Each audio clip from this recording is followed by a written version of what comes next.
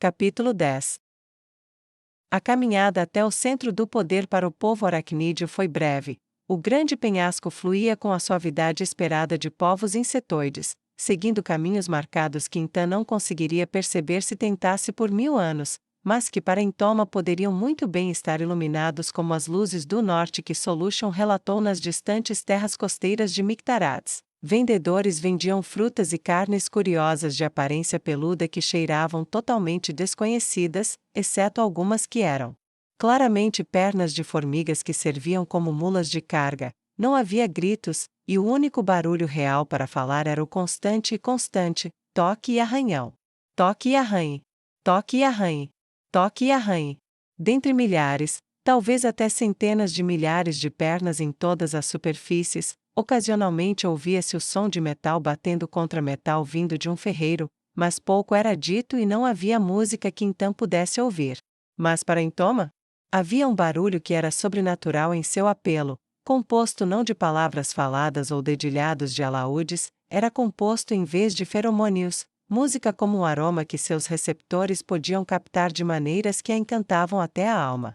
Ela lançou seus olhos ao redor da agitação do amplo campo aberto e encontrou a causa. Uma mulher escorpião estava em uma única pedra antiga que fazia parte do próprio cânion e dançava para frente e para trás, balançando a parte superior do tronco e estalando levemente suas garras enquanto balançava, emitindo uma música que não poderia ser comparada a nada no Império Feiticeiro. O guia diminuiu a velocidade e Intoma observou enquanto ele virava o tronco para olhar a mulher de sua espécie. Seu ferrão balançando em ritmo perfeito, ela tinha uma forma quase humana na parte superior do corpo, e como ele, não usava nada além de sua casca externa. Se não tivessem a obrigação de chegar ao seu destino, uma coisa era clara: ele teria parado para apreciar a arte dela, e talvez mais. Outros homens e mulheres escorpiões estavam por perto, balançando no ritmo do músico feromonal. Mas eles tinham deveres, e embora Intoma estivesse tentada a pedir para ele ficar, ela não disse nada, e então eles seguiram em frente, continuando na cidade movimentada, mas silenciosa, até chegarem a uma grande pedra larga que poderia ter sido um planalto em si, mas que em vez disso havia sido esculpida em um único grande palácio. Era a estrutura com aparência mais humana de todas, e mesmo assim era diferente de tudo que Intoma já tinha visto. As barracas dos vendedores eram todas esculpidas na própria pedra, para sempre enraizadas no lugar, e desgastadas pelo tempo ou intenção. Mas o palácio? O palácio era o mesmo em teoria esculpido na própria pedra, mas a vasta gama de cores que marcavam a parede do cânion tinha sido trabalhada para, em vez disso, criar uma rede infinita de designs a partir dos muitos tons em camadas das paredes pintadas do abismo. Então, em vez de camadas, essas sombras faziam formas, entalhes de formigas na base deram lugar a entalhes de homens-aranha perto do meio, e homens-escorpião no topo, vastos em número, todos eram mostrados em várias cenas como se o próprio palácio contasse a história de sua ascensão.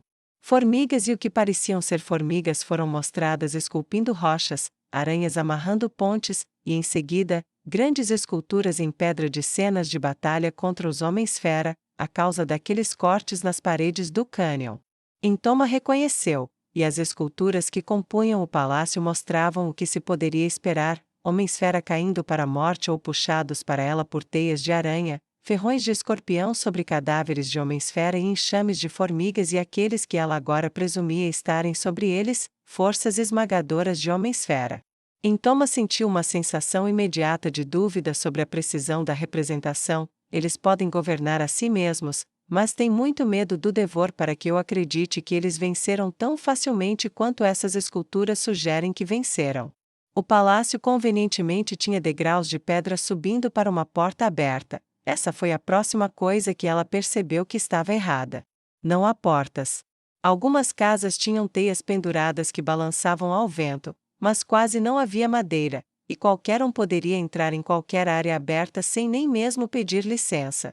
Nos degraus do palácio estavam 2 formigas enormes, e como as outras antes, estas não mostravam nenhum sinal de inteligência, mas no topo dos degraus estava um par de homens-escorpião imponentes como guardas. Eles não usavam armadura e não portavam outras armas além daquelas com as quais nasceram, mas dizer que eram grandes seria dar crédito à palavra, muito pouco. Eles eram tão altos quanto os campeões minotauros, tão altos quanto Intoma 2 vezes, e suas garras eram grandes o suficiente para fechar facilmente sobre 3 ou 4 cabeças de uma vez.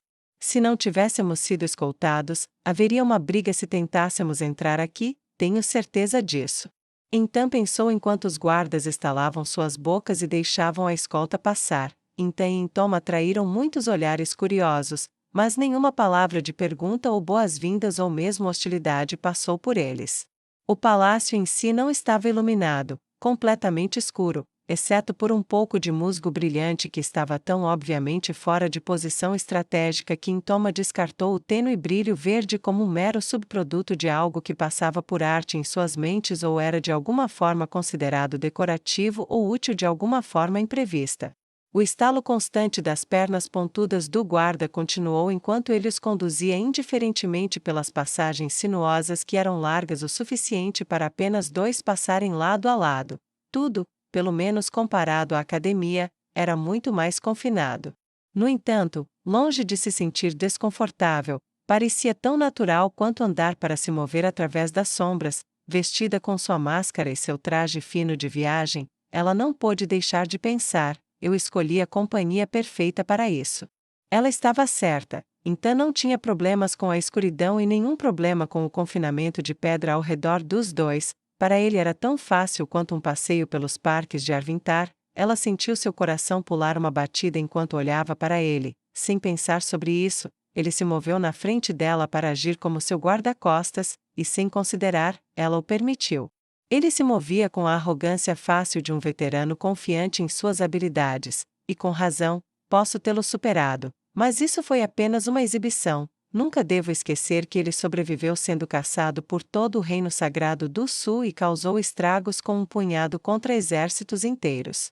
Como Sangmancer, ele era inigualável, mesmo que não fosse páreo para Nazarick, mas, novamente, o que poderia ser? Esses pensamentos afetuosos e elogios continuaram até que chegaram a uma passagem menor, um longo túnel pequeno demais para a maioria das formas de homem-esfera passarem. E o homem-escorpião parou e acenou para que eles passassem. Vá. Ele disse: estarei aqui quando você terminar. Suas mandíbulas laterais estalando várias vezes como se dissesse que ele tinha terminado de falar. Então passou primeiro. As paredes estavam tão próximas que ele não teve que esticar os braços para tocar os 2 lados, e o motivo era claro: isso impediria que homens-fera maiores entrassem. Quando saíram do outro lado, após vários minutos de caminhada pelo túnel escuro como breu, eles emergiram em uma ampla câmara envolta em escuridão, mas que era clara como o dia para a embaixadora visitante e sua escolta. Eles não deixaram de ver os guardas na parede, uma mistura de homens-escorpiões, manipuladores de formigas e mulheres-aranha. Embora as mulheres-aranha pelo menos usassem armaduras em seus torsos e carregassem espadas e escudos de metal, deve haver outra entrada por aqui para eles entrarem e saírem daqui. Mas não havia uma resposta clara sobre onde ela ficava, não que então pudesse ver quando ele pensasse sobre isso. No centro distante da sala, contra a parede, havia um estrado de pedra alta, no qual estavam sentados uma mulher-aranha e um homem-escorpião. Quem é você para vir diante do trono do reino do penhasco? Araxaden não recebe muitos visitantes, e eles quase nunca são bons. O homem-escorpião estalou os maxilares depois de terminar de falar, e a mulher-aranha colocou a mão em seu ombro. Ora, algumas maneiras não fariam mal. Eu sou Arane, mãe das teias, este é Antares, pai dos penhascos. Vocês são estrangeiros aqui, e isso é raro, mas estrangeiros podem significar muitas coisas, boas ou más, só vocês podem nos dizer qual será, então? Ela estendeu uma mão humana e a segurou com a palma para cima enquanto pernas de aranha batiam na pedra abaixo dela. Diga-nos. Eu sou Intoma Vasilissa Zeta, do Império Feiticeiro a Oeste. Intoma disse e deu 2 passos à frente antes de fazer uma profunda reverência. Venho informá-lo da destruição iminente do Império Devor. Eles estão condenados, e a nossa esperança é que você permita que nossos exércitos passem por suas terras, até mesmo construam as pontes de que precisamos, para facilmente alcançar e destruir nosso inimigo. A mãe das teias e o pai dos penhascos se entreolharam e começaram a rir tão alto que seus corpos tiveram espasmos como se estivessem tendo uma convulsão por vários minutos ininterruptos.